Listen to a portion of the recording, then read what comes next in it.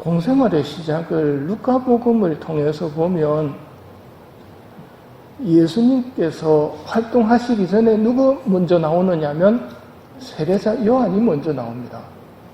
공생활의 시작은 빛의 신비 1단, 예수님께서 세례받으러 나자렛에서 떠나시는 게 공생활을 시작하러 가시는 겁니다. 세례를 받으신 다음에 예수님께서 뭐 하십니까?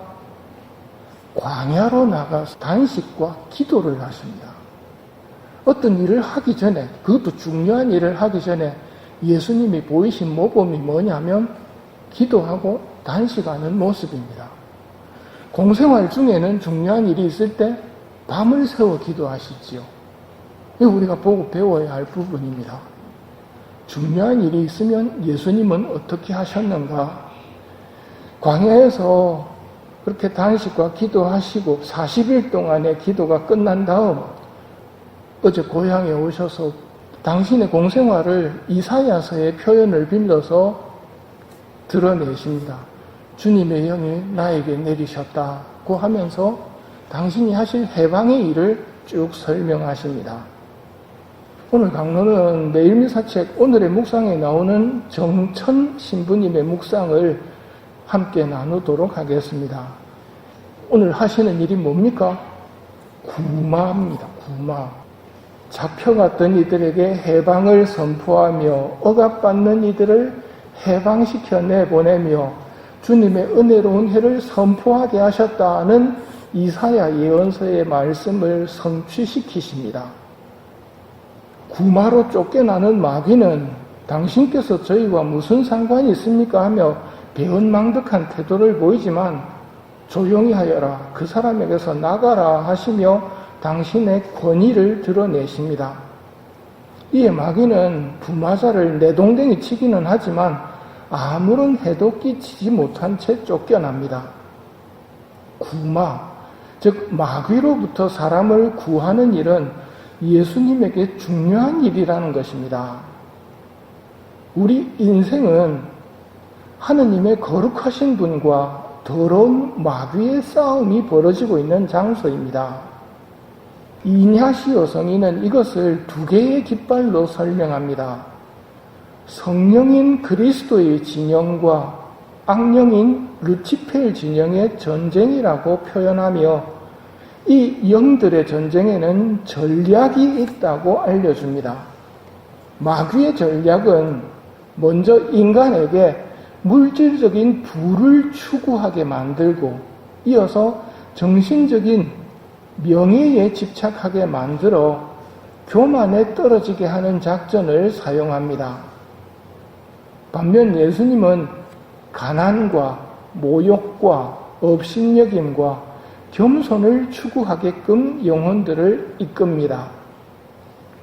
이것은 우리를 새 세상에서 높여주기 위해서입니다.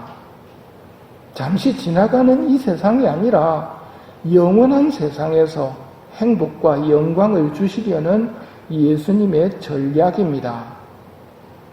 우리가 살고 있는 이 세상은 성령과 악령의 전쟁이 벌어지고 있는 곳이며 우리는 지금 전쟁의 때를 살고 있음을 기억해야 합니다. 바오로 사도도 에페소서 6장 12절에서 우리의 전투 상대는 인간이 아니라 권세와 권력들과 이 어두운 세계의 지배자들과 하늘에 있는 악령들입니다 하고 알려줍니다. 줄이면 우리의 전투 상대는 인간이 아니라 악령들입니다. 마귀한테 속아 넘어가면 마귀는 못 보고 눈에 보이는 사람만 보고는 그 사람을 미워하고 사람들끼리 서로 싸우게 됩니다. 이 마귀를 보지 못해서 그렇습니다.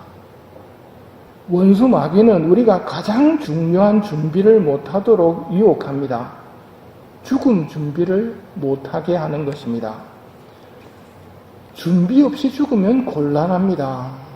그래서 성모님은 첫 토요일 신심을 행하는 이들에게 죽음의 순간에 구원에 필요한 모든 은총으로 돕겠다고 약속하셨고, 성모성도 이제와 저희 죽을 때 저희 죄인을 위하여 빌어주소서 하며 죽음 준비를 하고 있는 것입니다.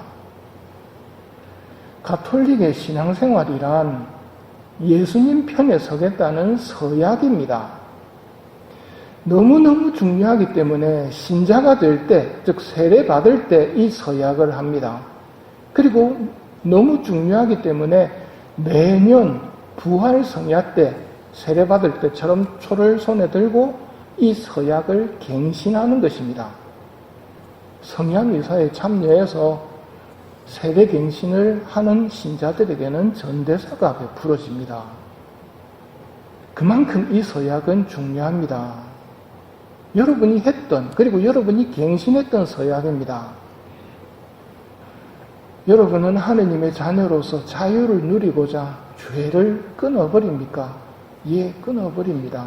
죄의 지배를 받지 않도록 악의 유혹을 끊어버립니까? 예, 끊어버립니다. 죄의 근원인 마귀를 끊어버립니까? 예, 끊어버립니다. 이런 서약을 한 우리는 무슨 희망으로 이런 서약을 했을까요? 우리의 희망도 알고 있어야 됩니다. 성당 다니면서 무슨 희망으로 성당 다니는지를 모르고 있으면 안 되겠지요. 오늘 화답송 시편이 우리의 희망을 노래하는 시편입니다. 주께서 나의 빛, 내 구원이시거늘 내 누구를 두려워하랴. 주께서 내 생명의 바위시거늘 내 누구를 무서워하랴. 오직 하나 주께 빌어 얻고자 하는 것은 한평생 주님의 집에 산다는 그것, 당신의 성전을 우러러보며 주님의 사랑을 누리는 그것이오니, 한평생 주님의 집에 살면서 주님의 사랑을 누리는 것, 여기서 누리다가 영원한 세상에서는 완벽하게 누리겠지요. 그것이 우리의 신앙생활의 희망입니다. 예수님 편이 된 우리의 희망이 바로 이거라는 말입니다. 원래 우리가 누렸던 이 행복을 빼앗아간 놈이 마귀입니다. 거짓말로 우리를 속이고 지금도 물질적인 부와 명예로 유혹해서 교만한 사람으로 만들어 멸망시키려는 놈이 마귀들입니다. 우리가 대항해서 싸워야 할 원수는 인간이 아닙니다. 인간은 속아 넘어가는 약한 존재이기에 용서해줘야 할 사람들이고요. 우리가 미워하고 싸워야 할 전투 상대는 악령이라는 걸 기억해야 됩니다. 어떤 사람의 악한 모습을 볼 때 악령에게 속았다고 생각하고 그 사람을 위해주는 마음으로 축복해주고, 그 악령은 예수님한테 쫓겨난다는 것을 오늘 보았으니 예수님에게 부탁을 드리면 됩니다. 우리 편이 되어주신 예수님의 사랑을 생각하며 감사하는 마음으로 이 미사를 봉헌합시다.